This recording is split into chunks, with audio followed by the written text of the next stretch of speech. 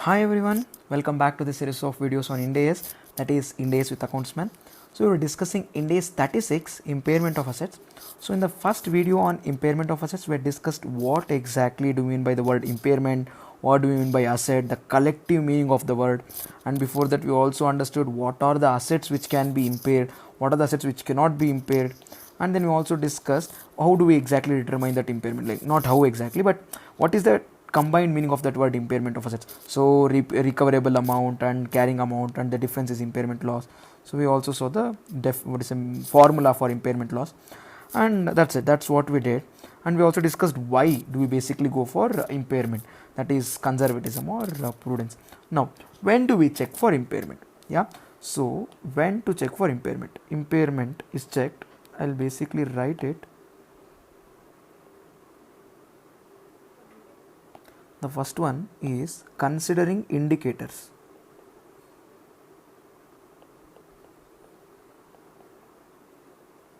The next one is without considering indicators.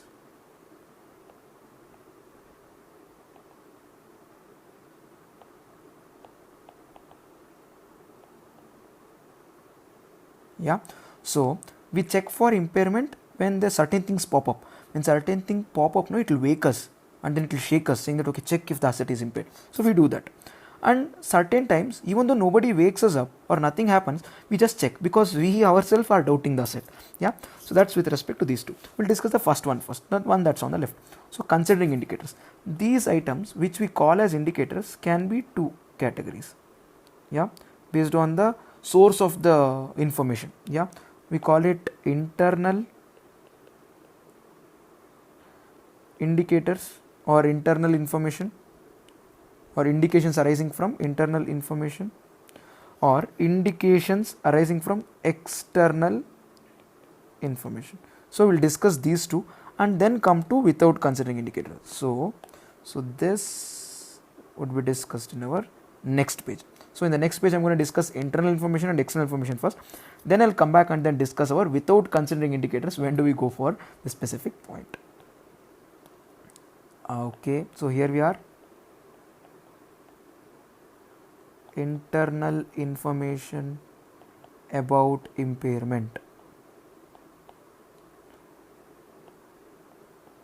external information about impairment.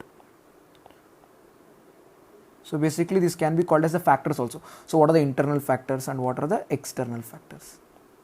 Let us go for the first one. The first internal factor might be obsolescence. Obsolescence can be a reason why there can be impairment of the asset. Obsolescence means out of fashion, the asset is not of any great use in the future. Done. So the next one is with respect to operations. Operations of the organizations might have gone for significant change. So the way the process is running in the organization, that process is significantly changed. When that process is significantly changed, there is an asset which is idle now. Making the asset idle.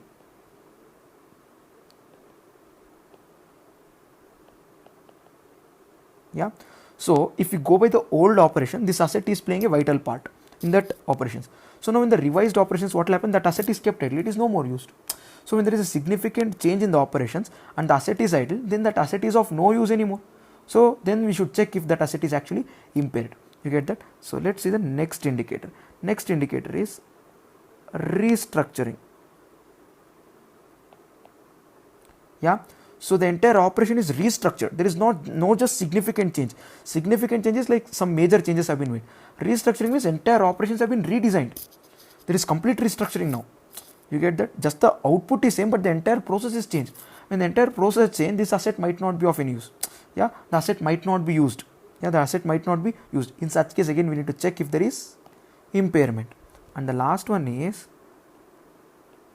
operations are discontinued. See, first case they made major changes. Second case they revised the entire process. In the third case they've discontinued. They've stopped that specific operation. That is of no more use now. So when that entire operation is no more of use, that asset is of not any use now. So then that asset can be impaired. You just need to check that. So the operations, when there is significant change, the asset will be kept idle. When the entire operations is restructured, the asset will not be used. When the operations are discontinued, again the asset will not be used. So in these circumstances we need to check for impairment. So if not for this, if there is no change in operations and if there is no obsolescence, still the asset can be impaired, and this can be an internal information only, not like outsider coming and telling us. What is it? It is poor economic performance, not of the entity but of the asset. Asset is having a very poor economic performance. So what do you mean by poor economic performance?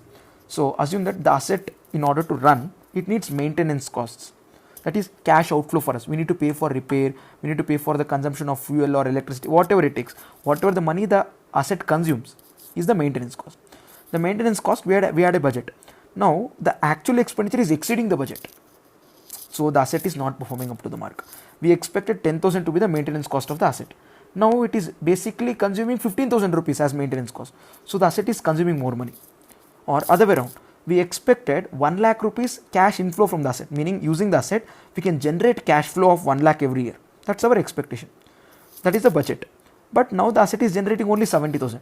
So the inflow is reducing, the outflow is increasing. That is the poor performance of the asset. It's like it's eating more, doing less work. It's like an employee who's eating more and doing less work. You get that? So that's the thing. The poor economic performance means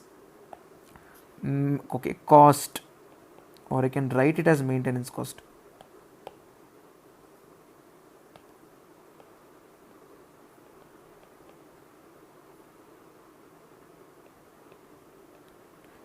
Maintenance cost is greater than budget. Whatever the budget that we made, it is greater than that. And revenue generation from the asset is lesser than the budget. Whatever we budgeted, so much revenue we are not generating. Whatever the budget amount we made, more than that we are spending. So here these two terms, maintenance cost is outflow and revenue generation is inflow. So the outflow has increased, inflow has decreased. These are the internal indicators. So when these are happening, we understand that the asset needs to be checked for impairment. Now let us see external information about impairment. So what are the factors which will tell us that the asset is impaired externally? This is not within the organization. So this is decrease in market value of the asset. In the market, the value of the asset has come down. Yeah, previously what used to be sold at 1 crore rupees, the new asset, that price right now is somewhere around like 40 lakhs, 50 lakhs. Yeah, so the market value has come down. When the market value has come down, that means the asset is not of any more use now. This is external factor. You get that? So it is not like one of these factors will cause us impairment. No, when these factors are there, we will check for impairment. Just one of these factors are there, we write loss. No. When these factors are there, we check if these factors are actually having an impact on the asset, or is it actually reducing the value of the asset.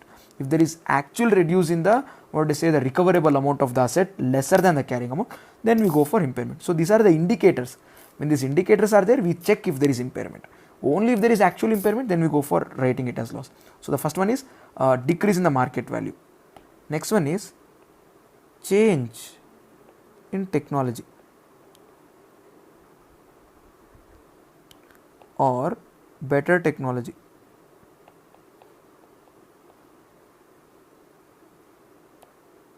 In market,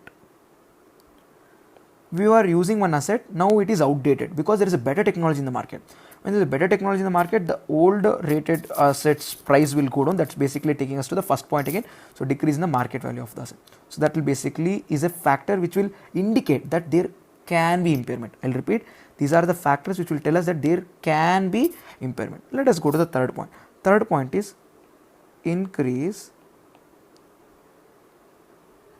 in market rate of interest. Oh, should I write it in full terms? Okay, market interest rates. Yeah. So for some reason in the market, the interest rates have gone up. When the interest rates go up, what will happen? we usually use discounting factor. Now I'll teach this to you in detail, but let me give you a small example. When we talk about this term recoverable amount, what we do is we basically think whether the asset will be used for perpetuity, that is till the time the asset dies, or we sell the asset immediately.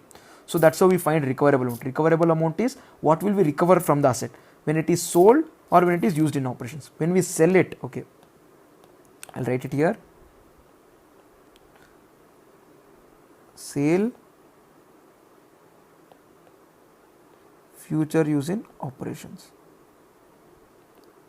If it is sale, it is present sale. Right now we sell the asset, how much money we get, less the expenses that we need to incur for the sale. Next we go for future use in the operation. So in the future, if I use the asset at the end of year 1, year 2, year 3, I will basically be generating cash flows. So I need to discount those cash flows to the present value. That will become my future use. That is value in use. I will explain it to you in little later. Yeah. For now, remember that we need to discount the future cash flows to arrive at recoverable amount. So when we discount, the discounting factor is this market rate. Now there is increase in the rate, then the discounting factor will increase. When the discounting factor increases, the discounted cash flow value decreases. When the discounted cash flow value decreases, then the recoverable amount is decreasing from the asset. See, the discounting factor at 10% and 12% is different. Discounting factor at 12% will be more, right? 12%. So the discounting factor, that decimal value will come down. So the discounted cash flows will reduce. When the discounted cash flows will reduce, the summation of the discounted cash flows will give us recoverable amount. So recoverable amount has reduced, that might lead to impairment. So this is another external indicator. So internal indicators are obsolescence, or operations being having significant change, or operations being restructured, or operations being discontinued. Yeah, which will make the asset idle or of no use. Or the poor economic performance of the asset, that is maintenance cost being greater than the budget, or revenue generation from the asset being lesser than the budget. You get that? Or external factors can be the change in the market trend, or decrease in the market value of the asset, or better technology in the market, or increase in the market rate of interest. So these are the factors due to which we might check the impairment of the asset. Now, in spite of these factors not being there, we'll still go for considering impairment. We'll check for impairment. What is it? So this is an important case. So this is the second question, second part that I'm discussing. I'm right now done with this internal and external. Yeah, let us go ahead. This is basically done with respect to intangible assets.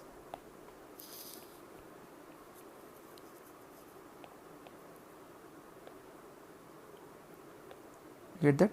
Now, in these intangible assets, I'll split them into 3 wise categories. Okay. Yeah.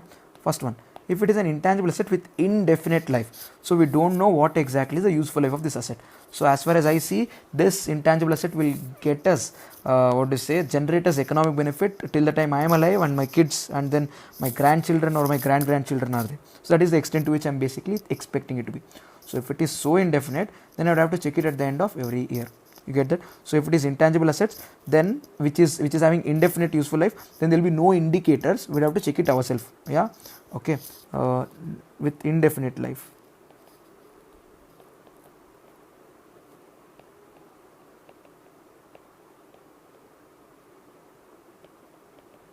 Here the indefinite doesn't mean forever. Indefinite means we don't know. We don't know as of today. We might get to know at the end of 1 year. So we have to check periodically as to, okay, is there definite life now? Is there definite life now? Is there definite life? We need to be checking. One day if we identify, then that day we need to impair to the extent, and then basically the balance amount will go into amortize. You get that? Or basically if it is forever, then there is no amortization concept only. So then what do? Then we check at regular intervals and then impair that value. That's how we reduce the value of that asset. You get that? That's with respect to this one. Second one, if there is an intangible asset which is not ready for use, that asset is not completely constructed, then what do? Then again we need to check for impairment regularly. Yeah, not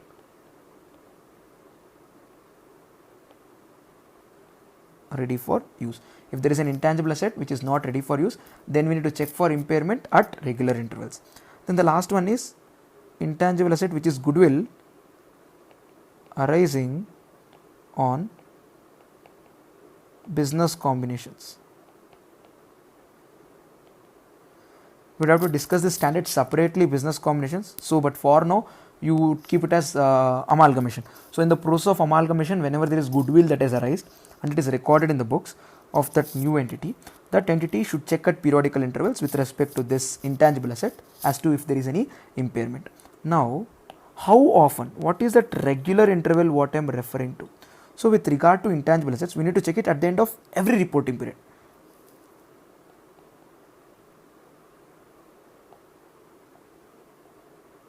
At the end of every reporting period. Do you feel a little nostalgic? You have to, because I mentioned this same point when we discussed Ind AS 34, that is interim financial reporting. Yeah, it has to be done at the end of every reporting period, at least annually. At least bare minimum is annually. Now, why does this word at least come? Say, I told you at the end of every reporting period. If the organization is preparing quarterly reports, Q1, Q2, Q3, Q4, at the end of that each quarter you need to check if these assets are impaired, intangible assets which is having indefinite life or which is not ready for use, or goodwill which has arisen on business combination. We need to check these. If you are not preparing that quarterly financial statements, then at least annually once we need to check if with respect to these items if there is any impairment without there being any indicators. So with respect to these intangible assets which has indefinite useful life, with respect to these intangible assets which are not ready for use, and intangible asset in the form of goodwill arising in business combination, we don't wait for any indicators, neither internal nor external. Without having any indicators, we straight away check if these intangible assets are impaired or not. We identify the recoverable amount and then check if that recoverable amount is lesser than the carrying amount. If it is less, then we account for such impaired loss. So this is the answer to the question when. So far we're done with the question what, we're done with the question why, and we're also done with when. So let me now take you to the next question, how.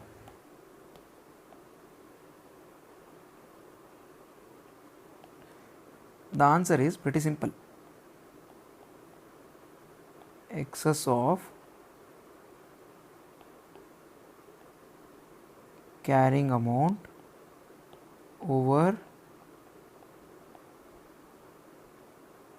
recoverable amount. You get that? Excess of carrying amount over recoverable amount. Now I have drafted this formula for you before. I'll write it again if you want. Impairment loss. It is loss because it is decrease in the value of the asset. Impairment loss is given as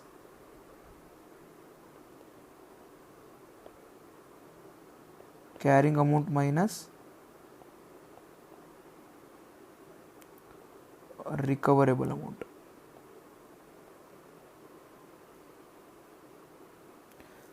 Carrying amount minus the recoverable amount of the asset. This impairment loss will be adjusted. Now I'll first tell you about how to compute the impairment loss, and then I'll tell you what is the treatment of impairment loss, as to where can you take that impairment loss to, or I can tell you upfront. Okay, fine, let us finish it off. This impairment loss, two ways. Okay, it can be treated as revenue, transfer to statement of profit or loss, yeah, as current year expense, or adjust against revaluation reserve. Now this revaluation reserve is created when the asset is upward revalued. When the asset is upward revalued, that revaluation reserve is there, no, on the liability side. Now if there is any impairment loss, instead of taking it to PL, you can reduce it from this. Hey, point number one is the asset value will decrease, asset account will be created. Now the debit aspect can be either P&L account straight or it can be revaluation reserve. So the entry can be either P&L to asset or revaluation reserve to asset. Either ways the asset value will reduce. When the asset reduces, that subsequent, the debit part can either be P&L account debit side or it can be decrease in the revaluation reserve. So either of the treatment is allowed. But whenever the revaluation reserve exists, we basically reduce the revaluation reserve and not take it to P&L. If there is no revaluation reserve, if the asset is not revalued previously, or if the asset is revalued upward previously and that entire revaluation reserve is over, something has happened, we've revised it, or what to say, we've done something, then what do? Then we go to P&L again. You get that? However, the treatment of revaluation reserve also, it will be transferred to P&L to the credit over the remaining useful life of the asset. Now straight away if we reduce it, such expense will be decreased to an extent. What to say, the subsequent year's income will reduce. Instead of recording it as one shot income, it will be one shot expense, impairment loss, it will be adjusted with revaluation reserve, which will decrease the transfer of revaluation reserve to P&L over the remaining years. Yeah, but impact on depreciation is always there. Now let us go to carrying amount. I have told this part to you previously also. yeah, carrying amount. How do we compute carrying amount? Carrying amount is basically computed as the purchase price or initial recognition of the asset, whatever is done. From this we deduct accumulated depreciation on the asset, and we also deduct the impairment loss in the past years, impairment loss in the previous years. We deduct this. When we deduct this, we arrive at the carrying amount of that specific asset. You get that? Now comes the interesting part, recoverable amount. Now how do we compute the recoverable amount of the asset? I'll take a different color. Yeah, little shade. It's like all, everything looks like the shades of blue. So this is one part and this is one part done. Now I'm discussing the recoverable amount. This is based on the future course of action. Yeah, okay, action by the entity. The entity has two actions. Number one, sale of asset. Number two, use it in operations. Now when I have an asset, I have two options. Either I can sell the asset today or I can use the asset in my operations and then generate revenue. So this is how we arrive at.